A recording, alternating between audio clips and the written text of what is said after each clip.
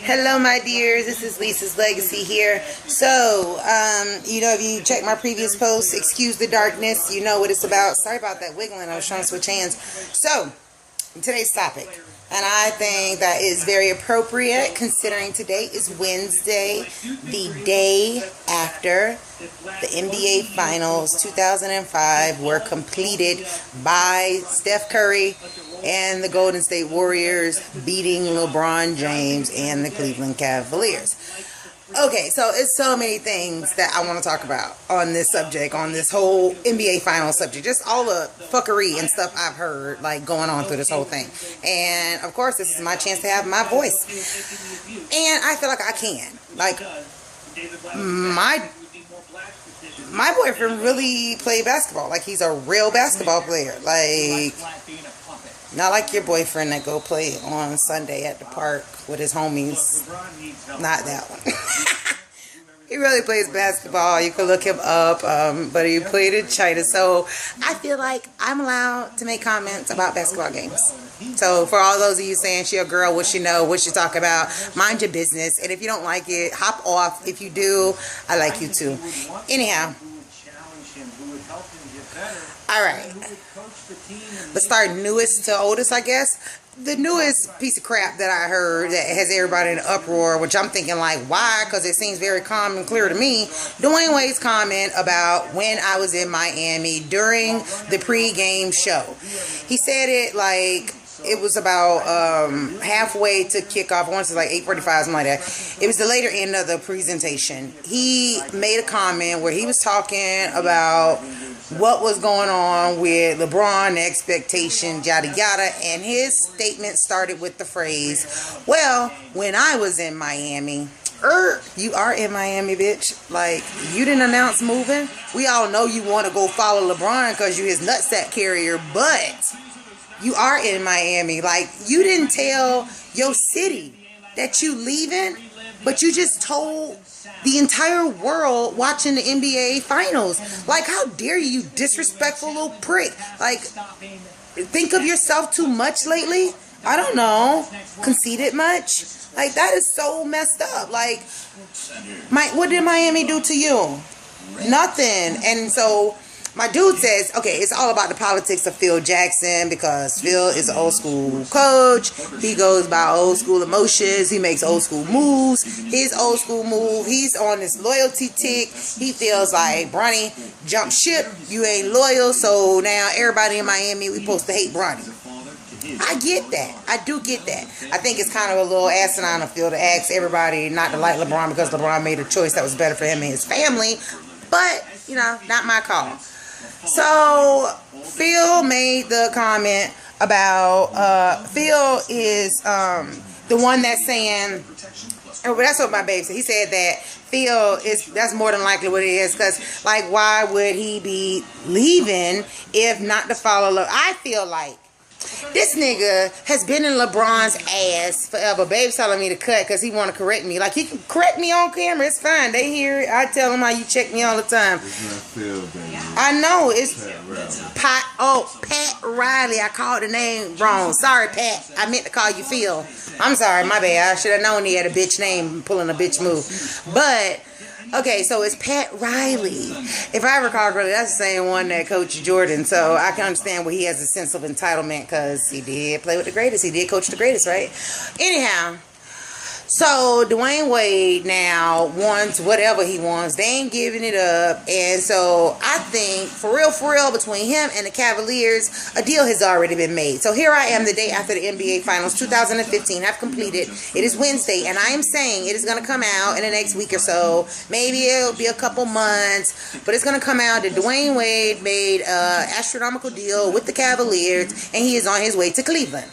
Yeah, I said it. So I feel like I want to copyright that and make media and blog websites give me my credit for that one, because I don't see how y'all don't see this coming. They say, oh, was he speaking out of term, all that. No, he wasn't. He was telling y'all what he was doing was honestly having a conversation. This is the problem with lying ass niggas. You don't know what it's like to honestly have a conversation. When you are honest and you're having a conversation with someone, you are not thinking of the technical verbs and adverbs that you use, because you're just trying to tell your story. That lying ass nigga, he the one that got it perfect. He the one that got it right. He the one that look like he read off of a teleprompter. You know why? Because he thought of what he was going to say before he let that shit come out his mouth. Because you can't let bullshit come out there and try to take it back. You don't do that. Shoot somebody. Then say I'm sorry to the gun. See if the bullet go backwards.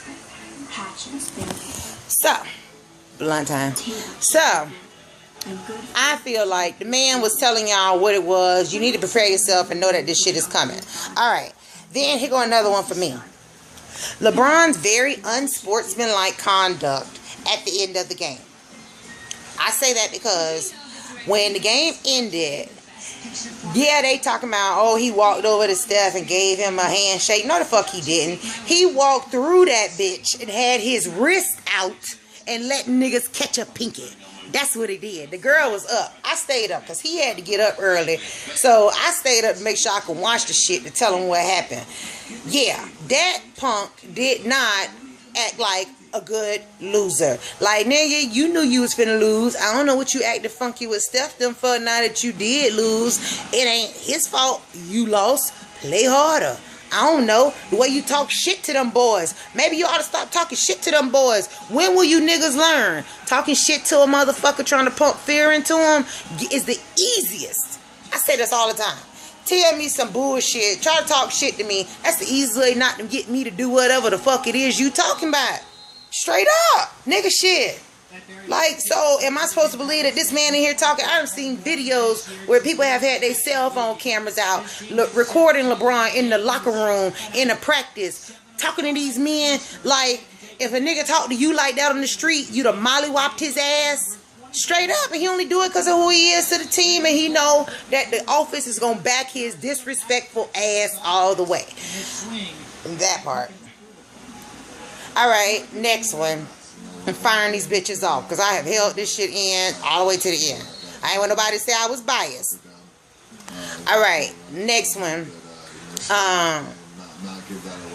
LeBron did some shit I ain't like. This motherfucker, I'm just sick of him and his hair. I'm just I saw a video of LeBron's hairdresser. And I say hairdresser because barbers cut that shit off. Hairdressers put it on. LeBron's hairdresser talking about he's so meticulous about his hair. He really doesn't like you to take any off the top. He likes to focus on the edges. That's what the fuck his hair at. What you mean? What do you want you to scrub his scalp with the clippers? No, he wants you to cut his hair. Like you said that like he was being special. Like, no! This nigga shit still stink, man. I know I've been saying it for the whole season. Like, he is still a regular man. Stop treating that man like a god. See what happens when you put a nigga on the pedestal like they're God? See how God show you that they still a human? Didn't he lose? I saw a Mimi that said he was in the huddle telling them niggas, if I lose, I'm out of this bitch again. He is, if Dwayne Wade don't come, but Dwayne Wade is on his way. So he ain't going nowhere. But they finna hype it up like he going to because it's going to keep him in the media. I mean, you lost. Do you really get to stay in the media? No. How do you stay in the media? Controversy. So he's going to create some controversy. Going to act like he's on his way out of Cleveland. And, oops, surprise, surprise, Dwayne Wade and Gabrielle are loading the plane. Bullshit. I think that's about it for right now. If it's not, how about this? We'll just call this part 1, and I'll be back with part 2. Alright, so this is Lisa's Legacy. Please follow me on Twitter and Instagram, Lisa's Legacy 42. I love you. If you have a comment, please leave it. If you don't like it, there's a thumbs up. Use it. I could care less. If you do, thumbs up, and I'll load you more. Thanks. Bye.